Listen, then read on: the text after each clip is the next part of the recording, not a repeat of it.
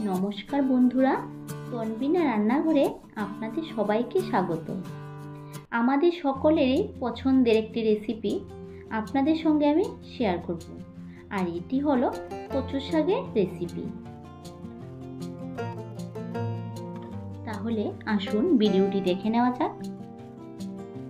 কচু শাক বানানোর জন্য সবার প্রথমে আমি এখানে একটা বাটির মধ্যে জল নিয়েছি। এবার একটা সুতির কাপড় জলের মধ্যে ভিজিয়ে কচু শাকগুলি একটু পরিষ্কার করে নিচ্ছি কাটার আগে, কেননা কচু শাকে ভীষণ পরিমাণে ময়লা থাকে।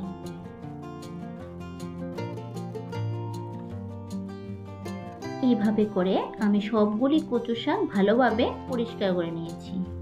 নিয়ে এবার একটা ছুরি দিয়ে ভালোভাবে এর আঁশটা ছাড়িয়ে নিচ্ছি।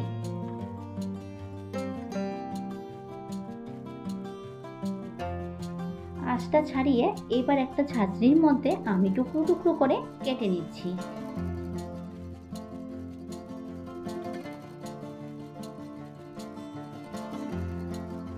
এইভাবে করে সবগুলি কচু শাক কেটে নেব।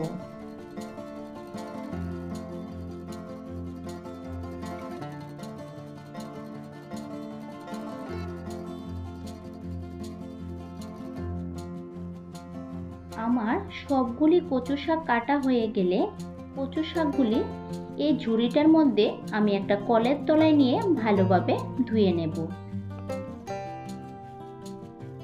কচু শাকগুলি ভালোভাবে ধোয়া হয়ে গিয়েছে। এইবার কচু শাকগুলিকে ভাপিয়ে নেওয়ার জন্য একটা কড়াই বসিয়ে নিয়েছি। এর মধ্যে দিয়ে দিয়েছি কচু শাক, এবার দিয়ে দিয়েছি নুন সামান্য পরিমাণে, আর দিয়ে দেব জল। জলটা দিয়ে গ্যাসের ফ্লেমটাকে হাইতে রেখে মিনিট 5 সময় ধরে এটাকে ঢাকা দিয়ে রাখবো সেদ্ধ হওয়ার জন্য। কচু শাকটা ভালোভাবে সেদ্ধ হয়ে গিয়েছে।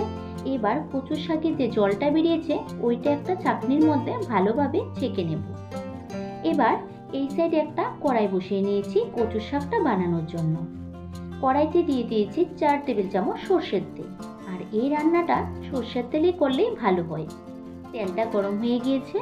এবার এর মধ্যে দিয়েছি 1 চামচ 5 ফোড়ন, আর 2টো শুকনো লঙ্কাকে 2 টুকরো করে দিয়েছি।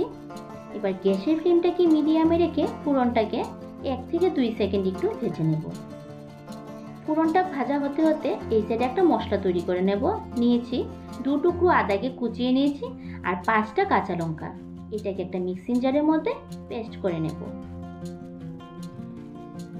এবার ফোড়নটা ভাজা হয়ে গিয়েছে। এবার এর মধ্যে দিয়েছি নারকেল কোড়া। আমি এখানে 3 টেবিল চামচ নারকেল কোড়া দিয়েছি। নারকেল কোড়াটা হালকা একটু ভেজে নেব, খুব বেশি কড়া করে নারকেল কোড়াটা ভাজতে লাগে না।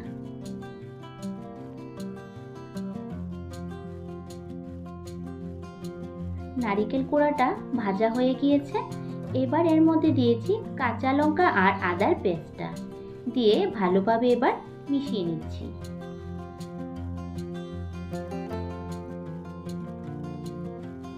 মিশিয়ে নেওয়ার পর এর মধ্যে কিছু গুঁড়ো মশলা দিয়ে দিচ্ছি। দিয়েছি এখানে এরকম ছোট চামচের 2 চামচ হলুদ গুঁড়ো,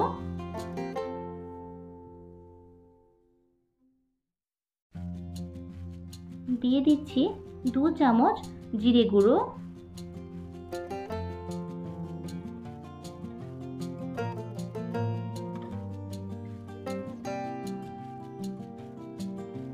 দিয়ে দিচ্ছি স্বাদ অনুযায়ী নুন,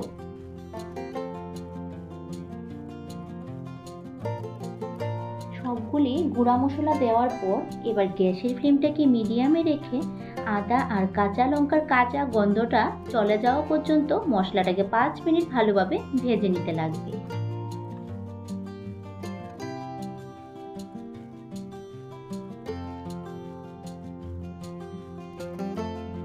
মশলাটা ভালোভাবে ভাজা হয়ে গিয়েছে। এবার মশলার মধ্যে দিয়ে দিচ্ছি সেদ্ধ করে রাখা কচু শাকটা।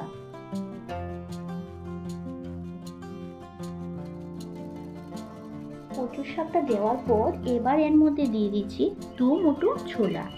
ছোলাটা আমি সারা রাত ভিজিয়ে একটু লবণ দিয়ে প্রেসার কুকারে 2টো সিটি দিয়ে সেদ্ধ করে নিয়েছি।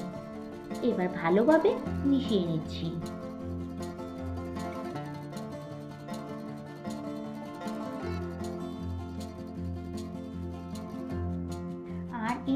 রান্নাটা হাই ফ্লেমে করার চেষ্টা করবেন। লো ফ্লেমে করলে কিন্তু অনেকটা সময় লেগে যাবে, আর ক্রমাগত এইভাবে নাড়তে হবে।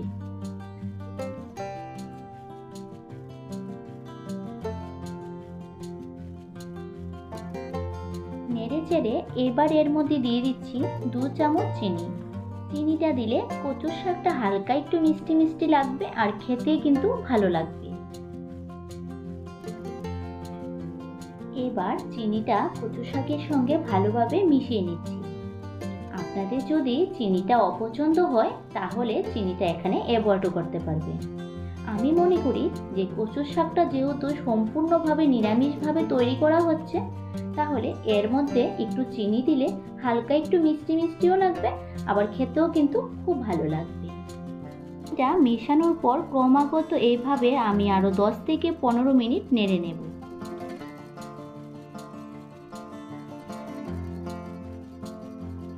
শাকের মধ্যে যাতে এক ফোঁটাও জল যাতে না থাকে, এইভাবে করে জলটাকে নেড়ে নিতে হবে। আমার এই সম্পূর্ণভাবে নিরামিষ কচু শাক তৈরি হয়ে গিয়েছে, আর এই কচু শাকটা গরম গরম ভাতের সঙ্গে সার্ভ করে দেখবেন, ভীষণ ভালো লাগবে। যদি রেসিপিটি ভালো লাগে তাহলে লাইক, শেয়ার, সাবস্ক্রাইব করে ভিডিওটি সম্পূর্ণ দেখার জন্য অনুরোধ রইল।